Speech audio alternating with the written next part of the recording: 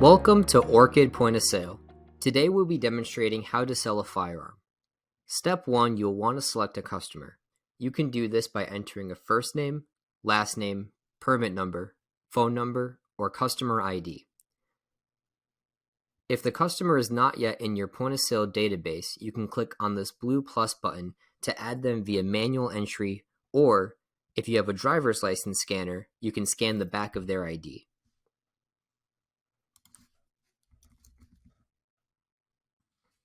Once your customer is selected, all of their prior history in the point of sale system will be populated. You can see prior sales history, layaway information, items on order, any current loyalty points, or if they have any current work orders in process. Once you click OK, you can then proceed to use your barcode scanner to scan the part number, barcode, or even type in the description of the item your customer is looking to purchase. Today we'll be demonstrating this using a Model 60 part number or UPC code. Once your firearm is added to the cart, the system will then request that you tie a serial number to the transaction. You can manually type the serial number or scan it. Once you have your serial number selected, you can then click Update. And now you can select any of your payment options in green: cash, credit, check, or a split. Once you click on any of the payment options, our system will then request that you select either Start 4473 if you're going to be doing an electronic form, you have a paper option, or you can proceed to payment if you take payment first. Once you select Start 4473, the system will take you directly into Section A of our compliance software. Once you are in Section A, you can click Proceed. You'll see the firearm will automatically be populated. When you click Next, a key code will be generated for you to give to your client on a separate tablet or device.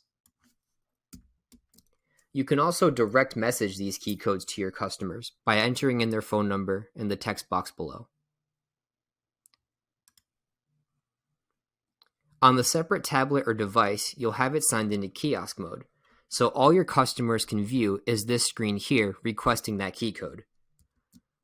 Once the key code has been entered and they click Submit, they'll be able to start filling out the information on their 4473.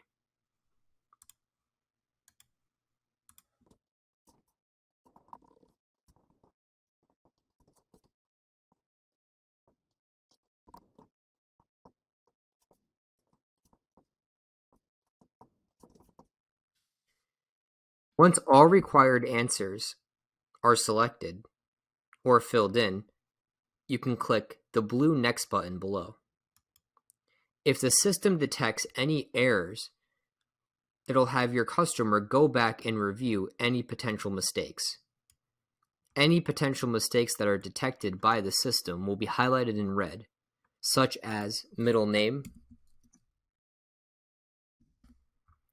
and county.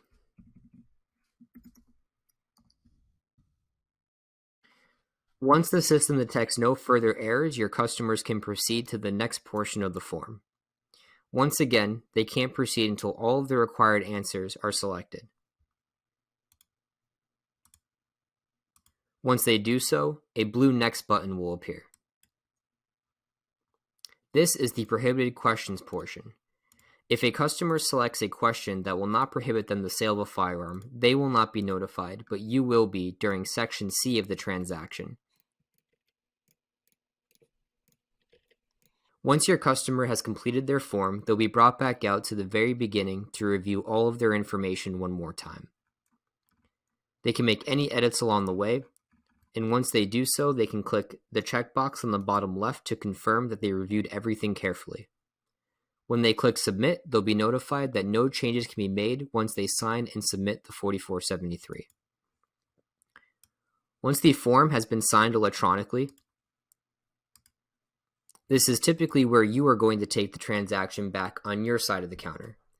Under Retail Reports, you'll navigate over to E4473 in progress. In the In Progress section, you can see any pending key codes in case if your customer loses or forgets the key code you provided them. Under the key code section is the in progress section. When you click review next to your customer's name, this will start section C of the 4473. The required information will be under 26A, which will be the issuing authority, type of identification, and the number on that identification. Once this has been populated, you can click Next. If you are integrated with Nix, you can click on the blue Nix button below next to View Draft. This will submit all of the information from the current pending 4473 over to the Nix website for review. Once you get your response, you can enter in your transaction date, number, and proceed. Once you click Next, you'll be brought to this screen here, confirming the disposition. This is a recertification field. Since this transaction is taking place on the same day, recertification is not required. Any transaction that happens over multiple days, our system will require the customer to recertify.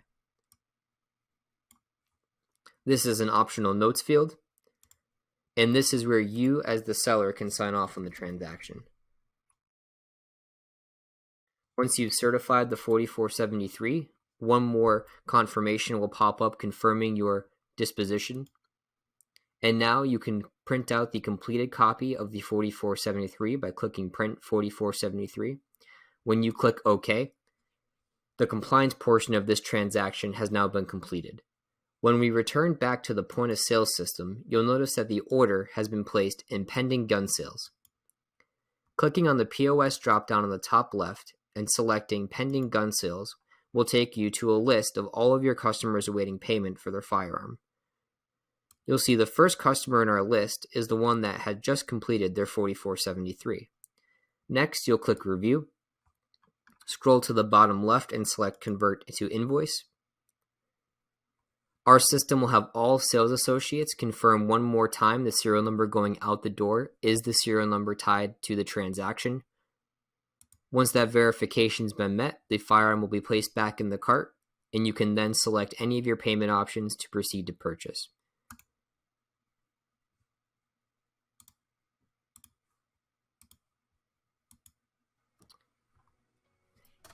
Thank you for watching. This has been How to Sell a Firearm using Orchid Point of Sale.